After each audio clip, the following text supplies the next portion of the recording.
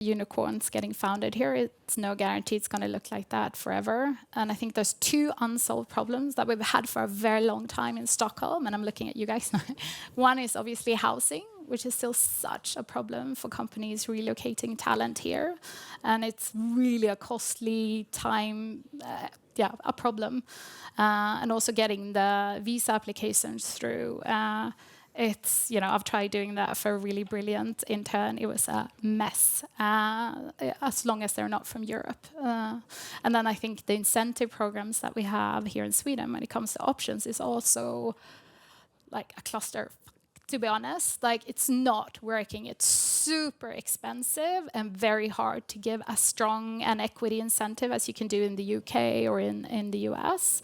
And this qualified option thing is only applicable to some of the companies. It's not enough to solve a strong enough incentive. Let's say 30% of your tech team resigns during a very short period of time because they found something else. As you said, it's a golden market out there. But what will you do? Well, first of all, don't panic. I think that's the first rule to make sure that everyone understands that it is a certain situation and that you will have to find a way to get out of it. But the other part is to really find out why did 30% just leave. There must be some kind of underlying reason. Maybe they didn't feel valued. Maybe the pay was not competitive. Maybe it could be all sorts of reasons. But first of all, finding out why they're leaving. And address that. And the other part is don't fall for short-term solutions. So it's very easy to fall back on, let's just go and find a whole lot of consultants or go to a nearshoring or part or something else. Invest in people. All those short-term solutions are not going to help you in the long run. It is hard, it is painful, it will be slower, but in the long run it pays off. You need to let go of 10% of your company. How will you approach this? How will I approach it? Okay, so I would say communication is key, to be extremely clear with those affected individuals that this is a business decision, not connected to their performance per se. And I would do everything I possibly can to find a new home for them, and be very clear about that. I think the communication is also key for the staff remaining. To kind of rebuild that trust and morale. So all in all, communication, and I think as a leader or a CEO, you need to own that situation because it's end of the day on your shoulders. So say that your sales team misses 3 quotas in a row, and they say it's because it's the new market conditions. What do you say back to them? Well, first, before I say anything, I need to listen more. Like, what kind of factors are we seeing? Where in the sales process are we getting hurt? Understand. So I think my first approach would be to listen, to get qualitative insights, and then I am a very number-driven. I was laughing when you said micromanage numbers. I would go to the numbers to then find complementary reality checks. And then we would add the third action then. When people's experience meets data, we will take an action and we need to change. Let's say your CEO decreases your budget drastically and you have a lot of things going on and you have a lot of things planned. And that has a cost attached to it, of course. What will you do? The CEO is the boss. And I think budget is just one of the equations. So if the budget goes down, does the targets also go down?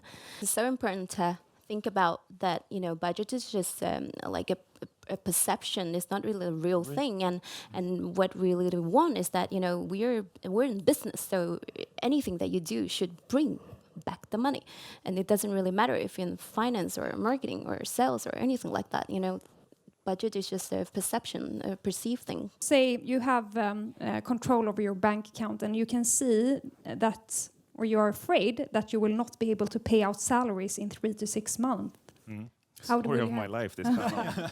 Okay, 3 to 6 months. Next week then maybe it's better. Yeah.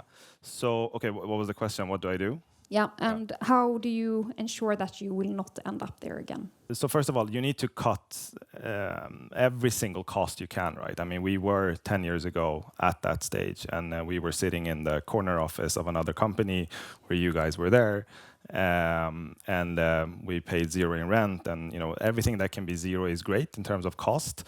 everyone on sales. The small details as, payment terms, upfront payment, all of these things have, it's a sort of live or die effect on those things.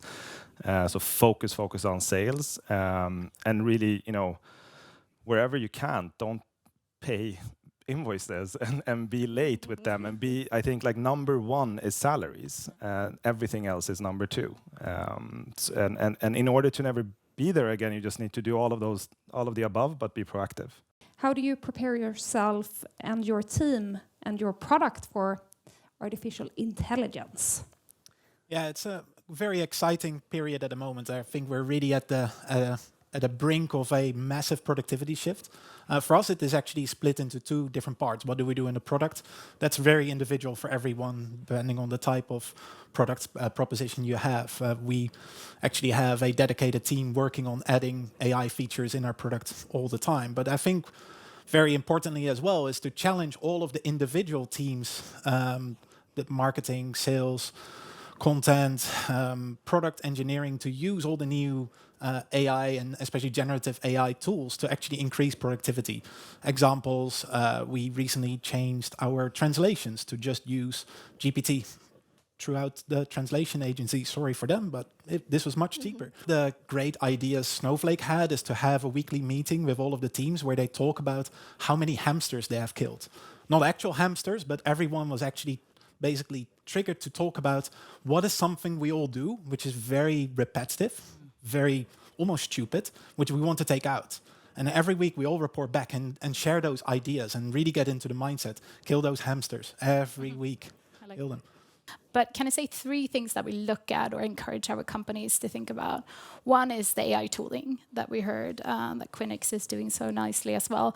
Make sure, especially as an early stage company that is tight on cash, to actually use the latest tooling to develop your product or for your marketing or for your sales. I mean, some of these co-pilots make developers 5 to 10x more efficient. And if your competitor is using it, but you are not, they will, have a lot longer runway. And the second thing we encourage is, of course, to review. Can we make our software a lot better and more useful for our customers and our users with machine learning? And that's definitely something you should try to apply if that's the case. But I find with a lot of companies, they now think they have a hammer and everything looks like a nail. So they're like, yeah, let's apply it to everything. And that's not the way to go.